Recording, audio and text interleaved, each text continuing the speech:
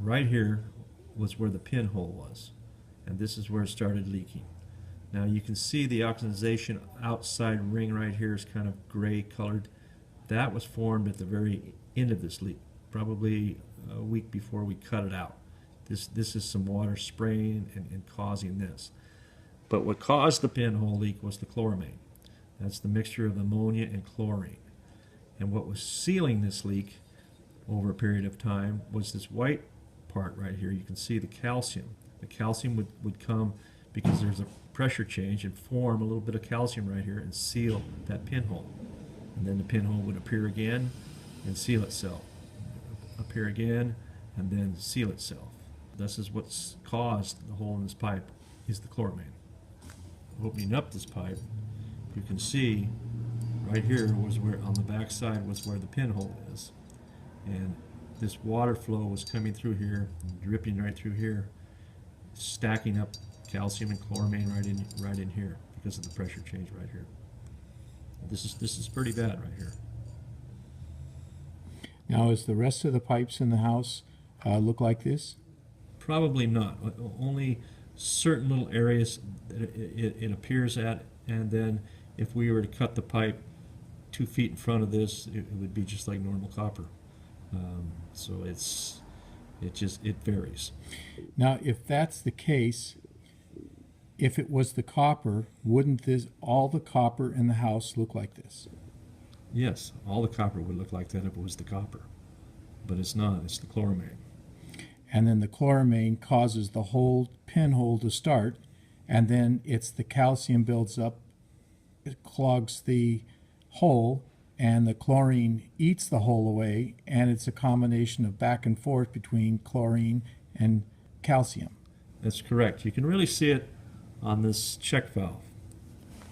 Now, the brass, which this is copper also, a mixture copper, but you can really see it where, especially this one here, where it ate a hole through the brass, and then the calcium kept forming around it, sealing it. This check valve was not even leaking, but this area right here is from the inside out. So this was like seeping water, which had the chloramine in it and the calcium. The calcium was sealing it. The calcium only forms when there's a pressure change. This is a union in front of a circulating pump. So the water comes in, the pump changes the pressure, and that is what forms. This is probably 2 years old. These are almost a year old, and you can see the amount of calcium on the flapper, because that flapper is now creating a pressure change. And on the bottom there's another pinhole that started, and the calcium was sealing it off. All right, this is a small little piece of pipe we cut out just to show you that this is the start of a hole caused by the chloramine, and this is recent. So in other words, you see no white there because there really isn't a pressure change yet on this, but this is the start of it eating through that copper. Later the calcium will come when it starts to drip a little bit heavier and start the process of sealing itself and then leaking, sealing itself and then leaking. And that's why these are so hard to detect. Electronic equipment can't pick them up because they're just too small. And some days they leak, some days they don't.